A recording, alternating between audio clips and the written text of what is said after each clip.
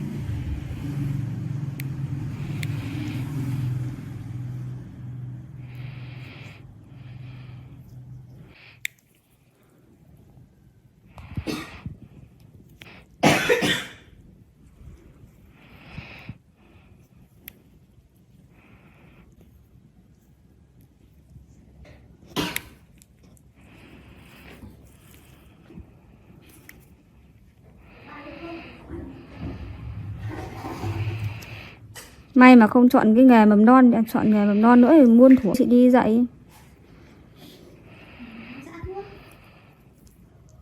Mà lại bị chịu khó học hỏi đi. Mỗi ra nó cái này mình phải mạnh mà phải ấn được. Kia.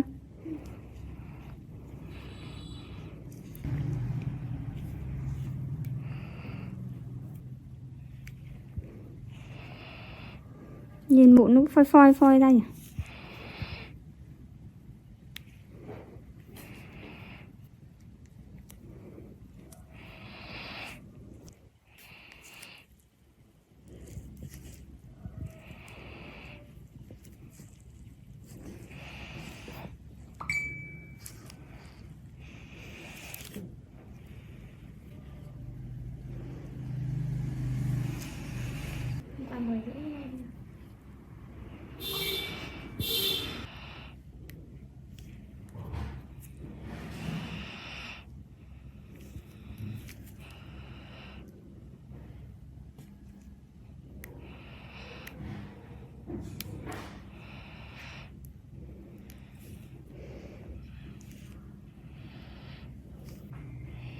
Đi xa đấy.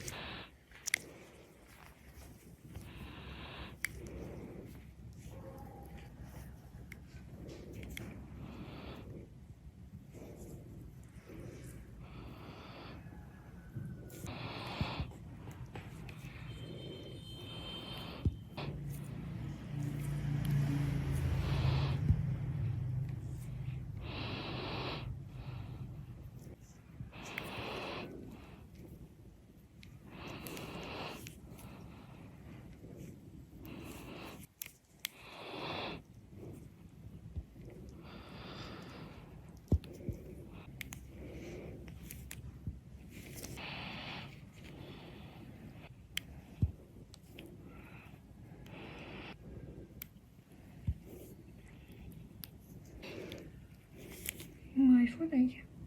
Thêm.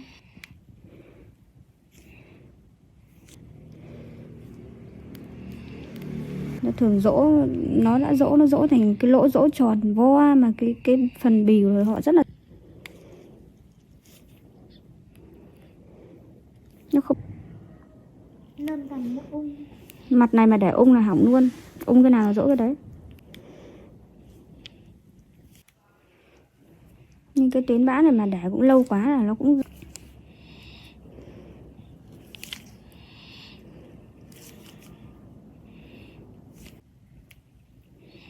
đã lặn ấy, đã lấy là phải lấy thật, cố gắng thật sạch.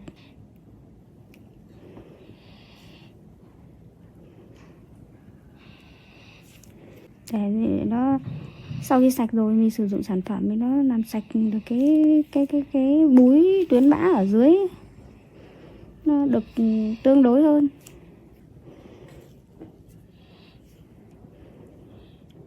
Nhưng những mặt này lặn rất là, thấy chị bóp không?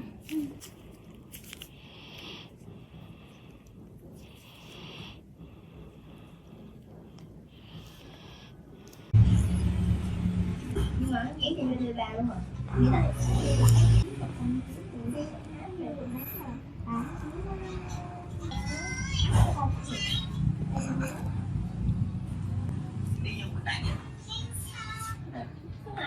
Từ cái lợi gì nhiều coi trong lòng.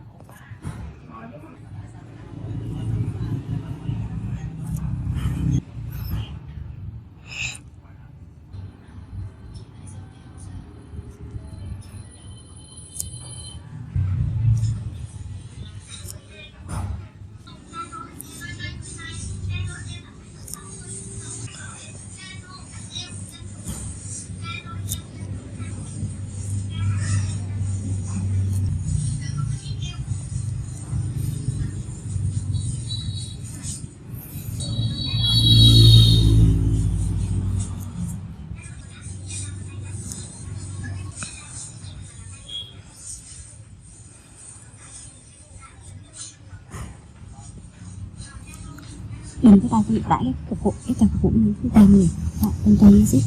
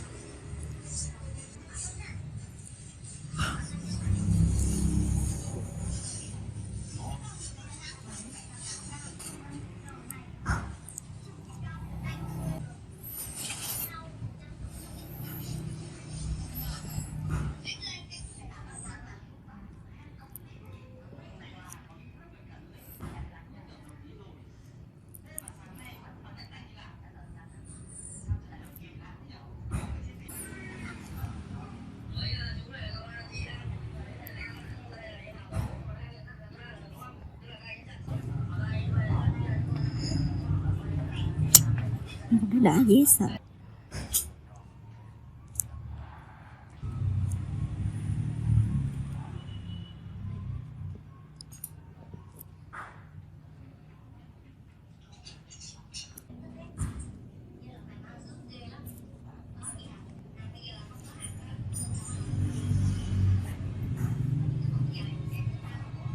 Cho một chị bay giùm bay quá.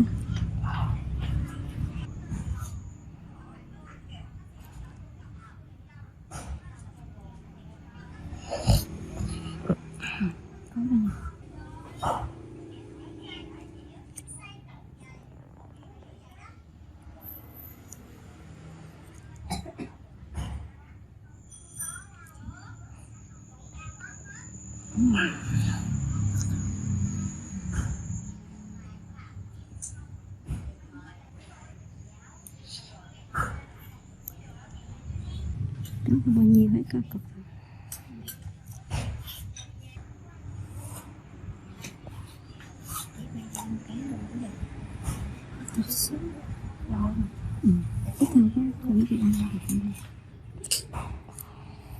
Dạ được chứ chị, nhưng mà ngày mai được không chị? Chị hồi nãy là máy điện đó hả? Hay là chị khác? Chị mới điện em hả? Dạ, tại vì em nhận khách tới túi luôn rồi á. Dạ.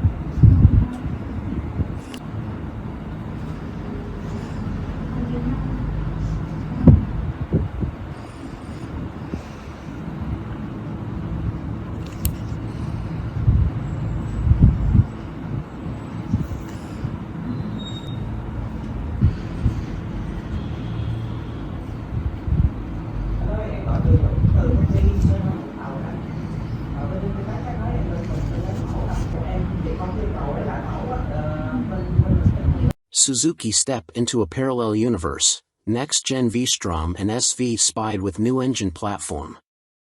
Suzuki's SV650 family, including the V-Strom 650, is one of the most successful and long-lived of modern middleweights, dating way back to 1999, but these spy shots reveal an all-new successor is coming. Spotted undergoing testing in mainland Europe, the shots reveal two models, a naked, SV-type roadster and V-Strom adventure bike, both using the same all-new engine platform.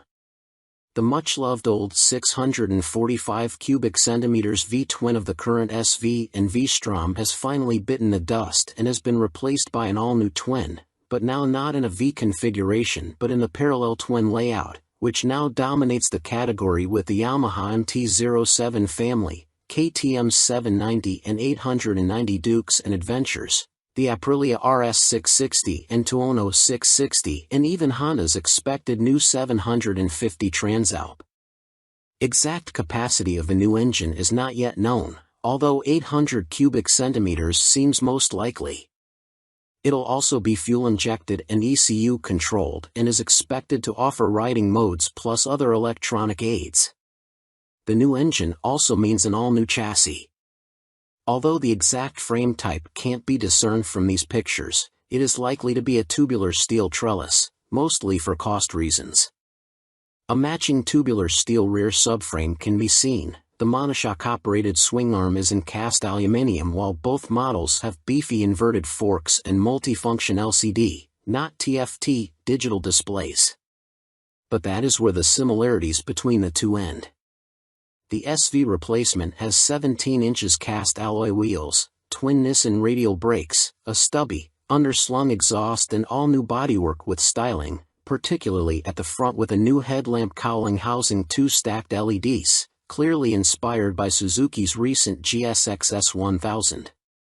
The Adventure V-Strom version has 19/17-inch off-road style wire wheels, more basic brakes, a higher exhaust, for off-road clearance, bash plate and bodywork and styling influenced by the current model, albeit also with the new stacked headlights. Although disguised, the two bikes look largely finished, suggesting they will be unveiled at the EICMA show in November as 2023 models. Suzuki's new parallel twin models in detail. Parallel lives, out goes the old, much-loved, 645 cubic centimeters V-twin, and comes an all-new, more conventional parallel twin, similar to that of the MT-07 and other rivals. Sassy chassis, the new frame is likely to be tubular steel trellis, while suspension and brakes comprise beefy USDs and a mix of radial and conventional Nissans. GSX-S styling, SV Roadster replacement may get the GSX-S name, it's no longer a V-twin and has styling clearly derived from the GSX-S 1000. It's stacked. Both models have twin, stacked LED headlights which also debuted on the GSX-S 1000 and are a Suzuki signature. Phil West. By Phil West. You may also like Moto Guzzi V100 Mandello, 2023 on Review. Author Michael Neves. Published October 24, 2022. Updated November 3, 2022.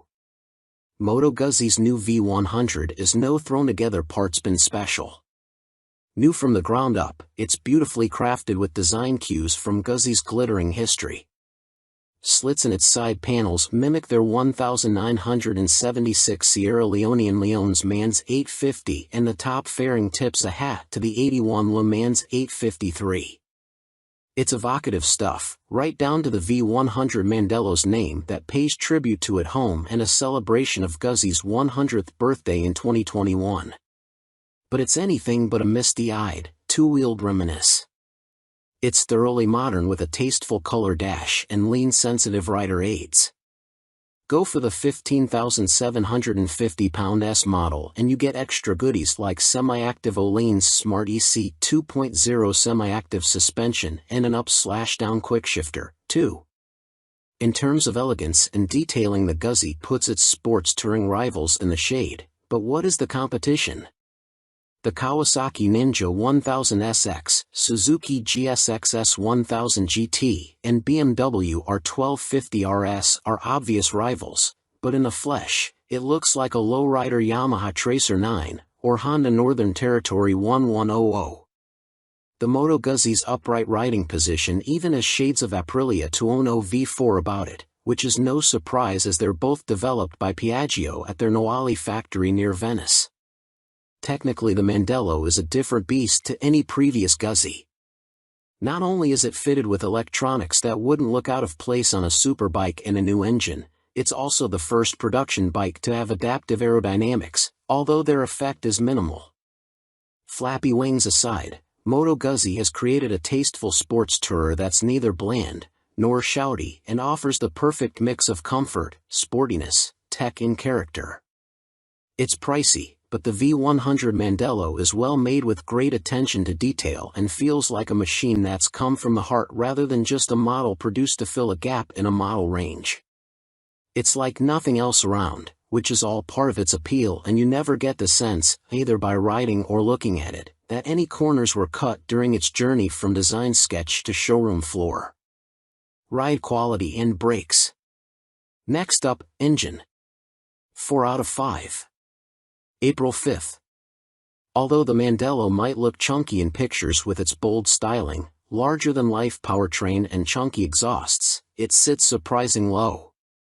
Shorter riders will feel immediately confident being able to get feet flat on the floor, and if the standard 815mm seat height is still too lofty, there's a low accessory seat available. The riding position itself is nigh on perfect. Pegs are sporty without cramping knees. Even for 6-footers like me, a higher accessory seat is available for even more legroom, and its tall bars are placed naturally towards the rider so there's no awkward stretch or excess pressure on your wrists. The seat is comfy and scalloped at the rear to hold you in under acceleration. The screen offers decent wind protection, and with its injection system inside the V of the engine, now that the cylinder heads have been turned round 90 degrees, there's lots more knee room. Ride quality on this semi-active Olanes-clad S model is as plush or sporty as you want it to be, depending on the riding mode you choose, and there's a handy remote rear preload adjuster to twiddle for carrying heavy loads. With its shorter engine, the Mandello is sportier and more agile than previous Guzzis, and thanks to its long swing arm and low pivot point, there's little up/down shaft drive pitching on and off the throttle. Yes, you can feel the back end rise and fall when you ride aggressively, but like the engine's rocking, it's a slight movement and a sensation that quickly melts into the background. But what feeling you lose with a chain you gain with the clean, maintenance-free convenience of that shaft, which is especially useful on a big tour. Tipping the scales at just 136 kilograms, CCM's new Heritage 71T is incredibly light. Pull it off its suicide side stand and it feels more like one of those fat-tired electric bikes between your legs than a motorcycle. That's until you thumb the starter and its snarling 600 cubic centimeters motor barks into life. It's a two-wheel riot of carbon fiber and billet aluminium, but the Heritage 71T is also the first production bike to be built using a titanium frame and swing arm. It's why it's so light, and costs a whopping £29,995. CCM have been innovating with chassis tech since they were formed in 1971, by the man who was the C in CCM, Clues Competition Motorcycles off-road aficionado, Alan Clues. The Bolton factory produced the world's first aluminium trials bike, first aluminium bonded chassis, and former 500 cubic centimeters GP star, Neil Mackenzie won British championships on their Armstrong Badge 350. Based on their popular handmade Spitfire and built to celebrate the firm's 50th anniversary, but delayed by COVID for a year, only 71 Heritage 71T models will be produced. Its minimalist design might look sparse, but the detailing, fit and finish are MotoGP levels of special. A sub-10 Grand Cafe racer from any of the mainstream manufacturers would be just as enjoyable to ride, so if you haven't got a spare 30 grand knocking around, don't worry, you're not missing out. But the CCM will be worth it to the person with deep pockets and an appreciation of the engineering poured into it. It's a work of art you could stare at all day and never get bored, but it also works beautifully as a motorcycle with a lightness and purity to it that's a world away from anything mass-produced. It takes a CCM engineer a week to handcraft the Heritage's aerospace grade 3L/2.5 VCW5R titanium chassis and apply its brushed satin finish. It's 6 kilograms lighter than the Spitfire's 4139 chromoly steel chassis. Not only is the 71T a featherweight piece of art that draws a crowd every time we stop during our test, it changes the handling dynamics. The chassis isn't as stiff as a steel-framed Spitfire's, thanks to the exotic material's more spring-like properties. But the CCM is still pure, direct, and there's none of the mush you feel riding a built-down-to-a-production bike with heavy components, sound deadening and vibe protection.